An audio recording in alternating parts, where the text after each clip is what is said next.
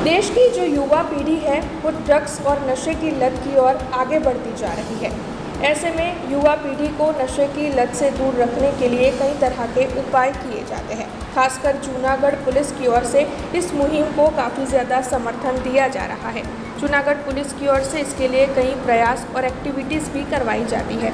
तब इस बार से नो टू ड्रग्स की थीम के साथ जूनागढ़ के बाइकर्स जूनागढ़ से कन्याकुमारी तक बाइक यात्रा करने वाले हैं, जिसकी शुरुआत आज जूनागढ़ के पुलिस विभाग की ओर से बाइकर्स का कुमकुम तिलक कर करवाई गई थी।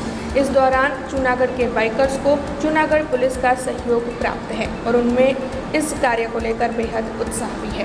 तो मारू नाम जस निलेशभाई मेवचा है અને મારી ઉંમર 26 વર્ષ છે। જુનાગઢ રહું છું અને આજે 1/1/2024થી હું જુનાગઢથી કન્યાકુમારી મારું બાઇક ડોમિનાર લઈને કન્યાકુમારી જાઉં છું અને આ યાત્રામાં હું એક સ્લોગન લઈને હાલું છું કે સે નો ટુ ડ્રગ્સ।